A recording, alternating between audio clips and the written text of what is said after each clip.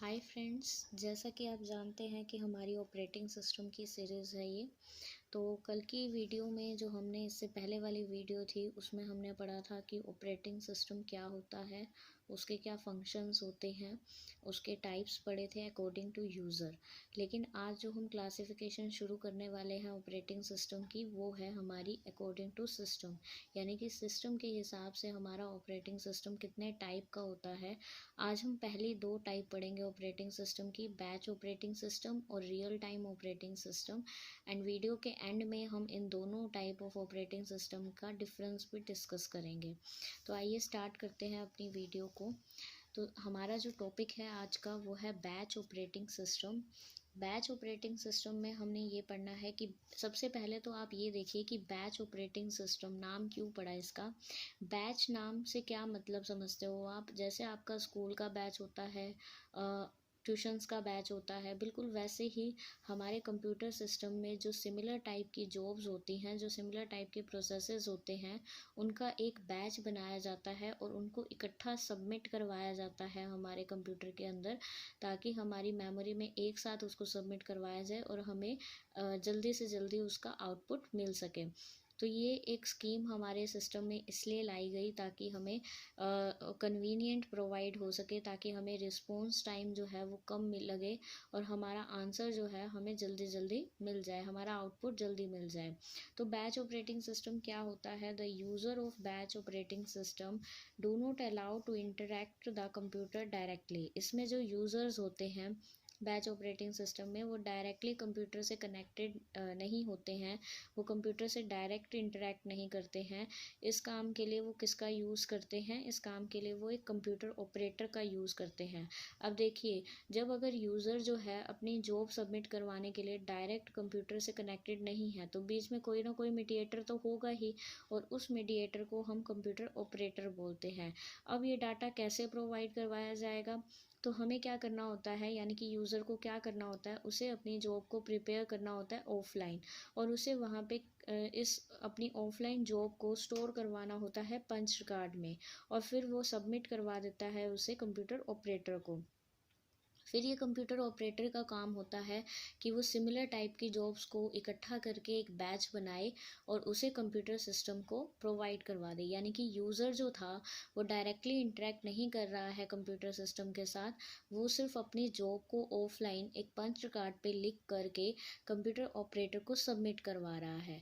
फिर computer operator जो होता है वो उन सबमिटेड जॉब्स में से जो सिमिलर टाइप की जॉब्स होती हैं उनके बैचेस बनाता है और उसे कंप्यूटर सिस्टम को प्रोवाइड करवा देता है। देखिए, डायग्राम के थ्रू समझते हैं इसी चीज़ को।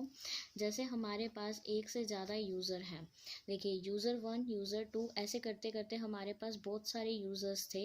हर यूज़र ने अपनी अपनी जॉब्स प्रोवाइड करवाई। फिर जो वो जॉब्स जो थी वो किसके पास गई? कंप्यूटर ऑपरेटर के पास। नाउ अब ये कंप्यूटर ऑपरेटर का काम है, देखिए कंप्यूटर ऑपरेटर का काम है जिसने बैचेस बना दिए।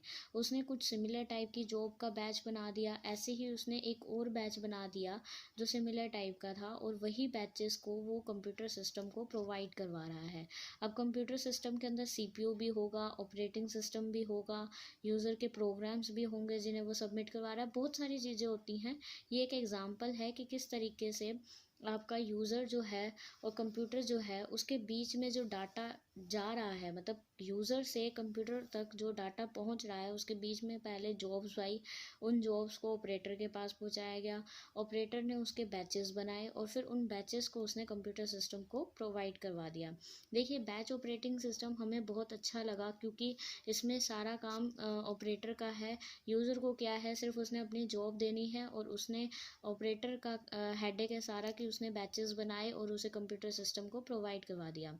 लेकिन हर ऑपरेटिंग सिस्टम के कुछ ना कुछ यहाँ पे डिसएडवांटेज भी होंगे, जिसकी वजह से कोई नया टाइप का ऑपरेटिंग सिस्टम आया होगा। नेचुरल सी बात है कि इसकी कुछ तो कमियां होंगी ना, जिसकी वजह से रियल टाइम ऑपरेटिंग सिस्टम आया।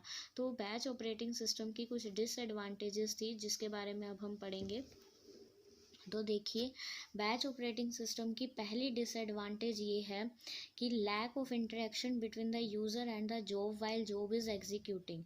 क्योंकि आपने अब एक जॉब सबमिट करवा दी, यूज़र ने एक जॉब सबमिट करवा दी है, लेकिन यूज़र को अभी कंफर्म नहीं है कि बाय चांस अगर जॉब में कुछ चेंजेस करने पड़ जाएं, लेकिन जॉब तो एग्जीक्यूशन के लिए ऑपरेटर के पास चली गई। अब यूज़र तो जॉब के साथ इंटरेक्ट नहीं कर सकता है ना। तो जब यूज़र जो है जॉब के साथ इंटरेक्ट नहीं कर सकता है एग्जीक्यूशन के दौरान, तो ये तो एक प्रॉब्लम हो गई, तो ये एक डिसएडवांटेज हो गया इसका। ऐसे ही turn around time is high. कल मैंने आपको बताया था, जो पिछली वीडियो थी हमारी, उसमें मैंने आपको बताया था कि टर्न अराउंड टाइम क्या होता है। टर्न अराउंड टाइम होता है कि आपने कितना टाइम लगाया अपनी जॉब के सबमिशन और उसके रिजल्ट में। तो टर्न अराउंड टाइम हाई हो जाता है। ऐसा क्यों हुआ?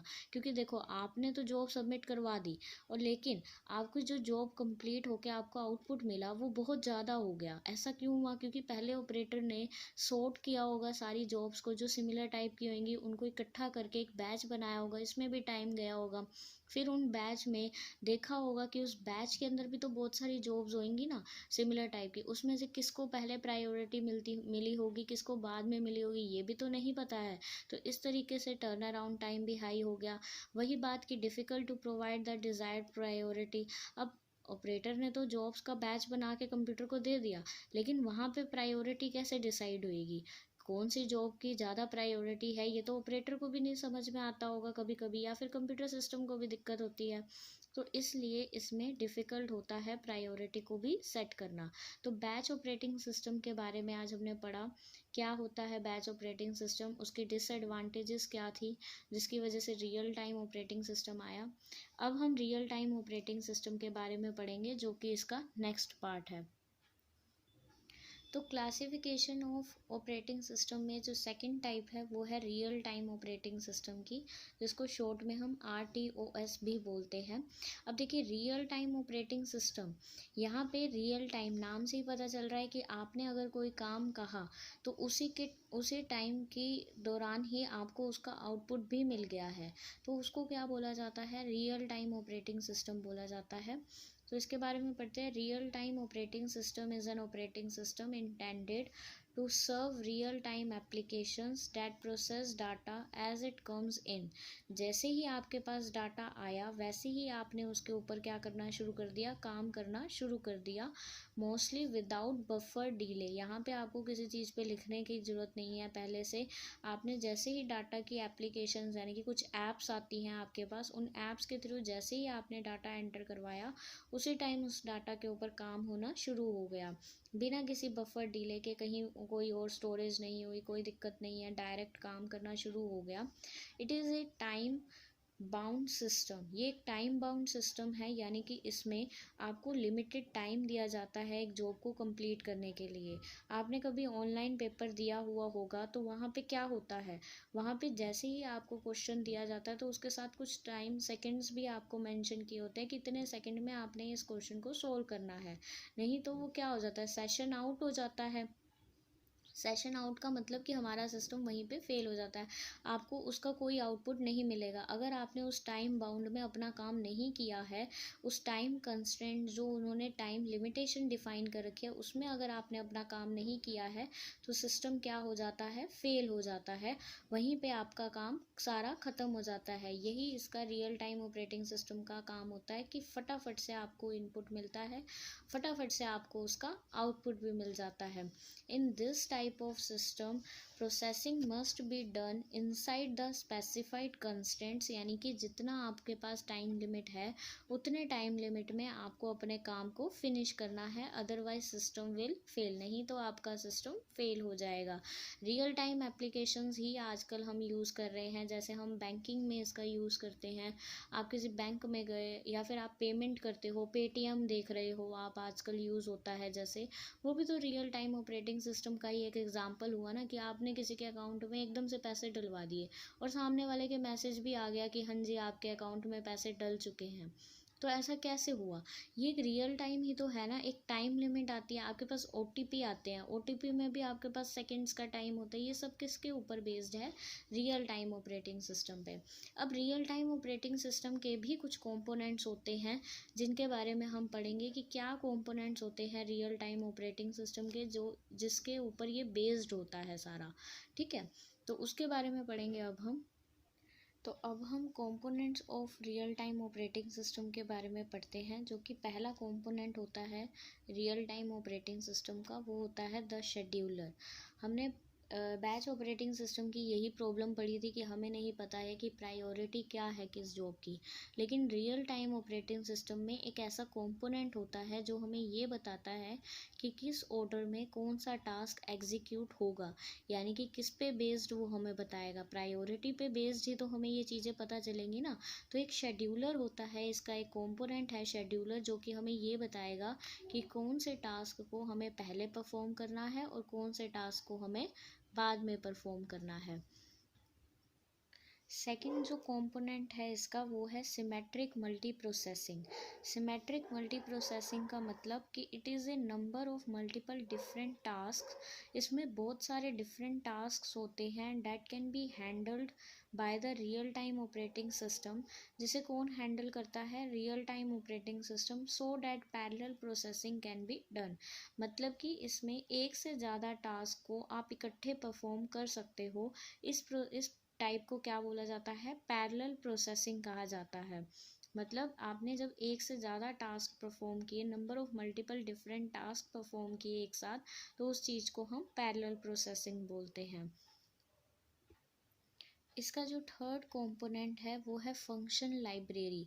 मतलब it is an important element of real time operating system that acts as an interface that helps you to connect kernel and the application code।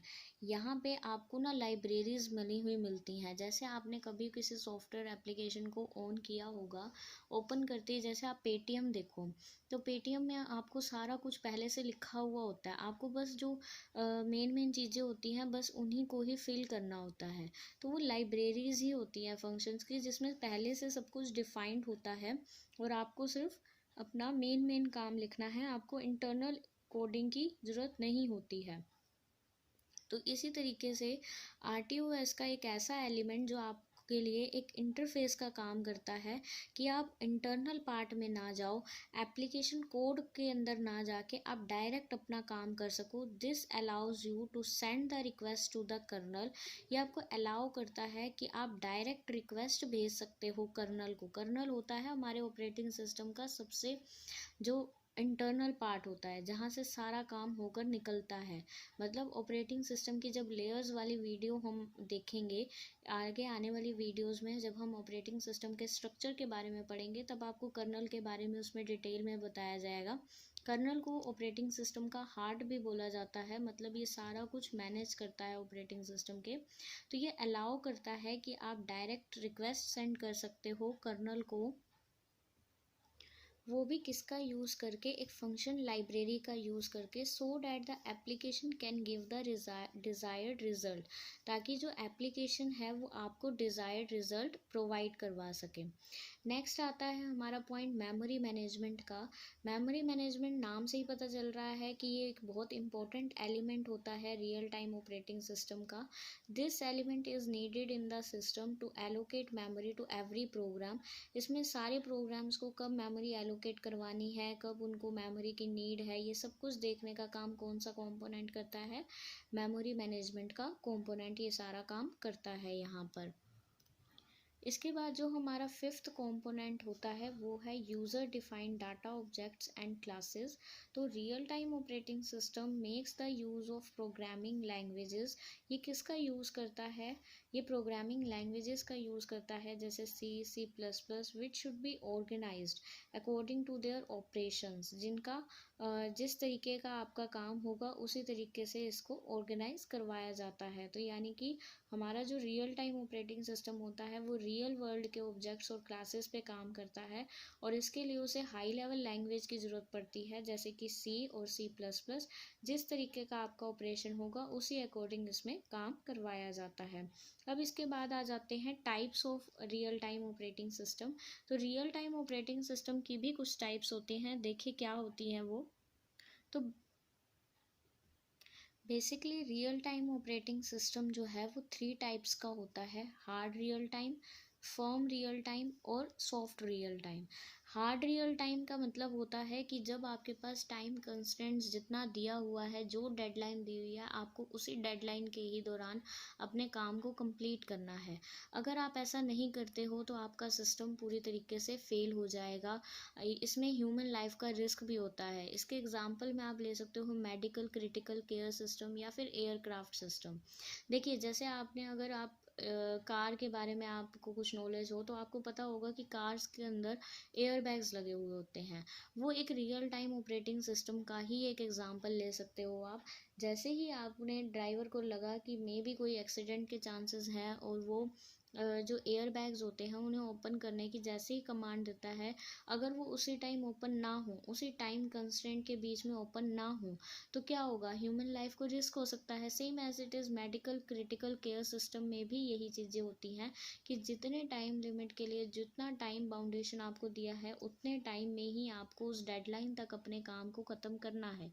अगर ऐसा नहीं हुआ तो सिस्टम भी फेल हो जाता है। उसके बाद आ जाता है firm real time. Firm real time में क्या हो जाता है, जैसे इसमें डीले तो अलाउड है, लेकिन डीले के साथ आपको थोड़ी सी पेनल्टी लग जाती है, हाई पेनल्टी हो जाती है। जैसे आपने यहाँ पे देखा various types of multimedia applications होती हैं आपकी, आप उसमें इसका यूज़ करते हो। इसके अलावा आपने देखा होगा जैसे आप ऑनलाइन पिज़्ज़ा ऑर्डर करते हो तो आपके पास 30 मिनट्स की ड्यूरेशन होती है। देखा है ना आपने, 30 मिनट्स के बाद अगर वो जो पिज़्ज़ा डिलीवर बॉय है अगर वो नहीं पहुंचता है 30 मिनट्स तक, तो क्या होता है, उसके ऊपर पेनल्टी लग जाती है और आपको फ्री में पिज़्ज़ा मिल जाता है। किसी की लाइफ को कोई रिस्क नहीं है, कोई प्रॉब्लम वाली बात नहीं है अगर डिले हो जाए, लेकिन आपको इसमें हाई पेनल्टी पे करनी पड़ती है अगर आपका डिले हो गया तो।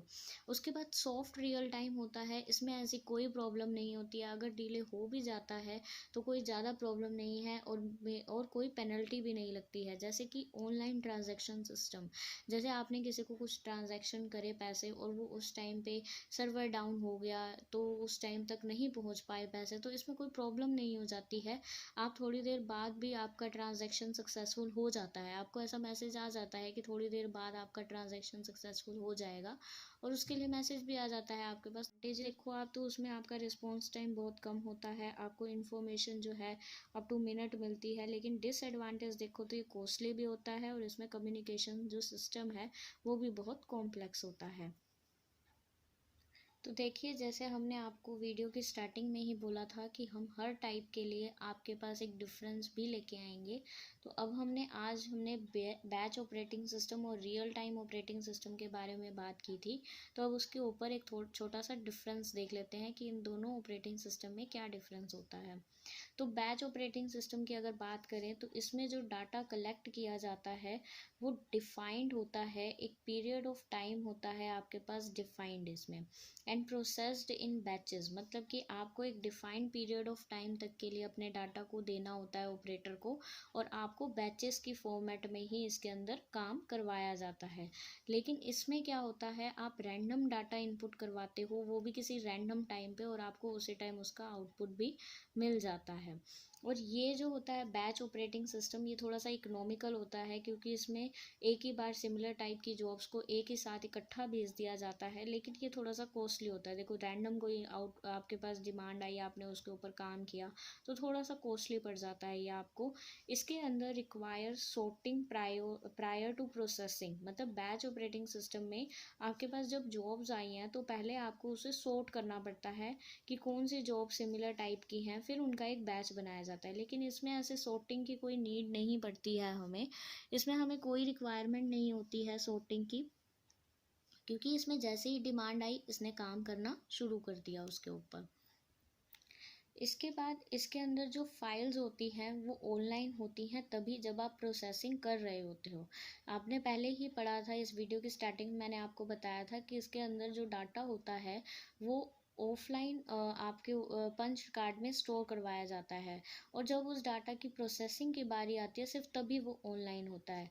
लेकिन इसमें जो होता है रियल टाइम ऑपरेटिंग सिस्टम में, फाइल्स जो होती हैं वो परमानेंटली ऑनलाइन ही रहती हैं, क्योंकि जैसे ही आपने इनपुट करवाया उसी टाइम आपको आउटपुट मिला, तो सारा कुछ ऑनलाइन ही रहेगा।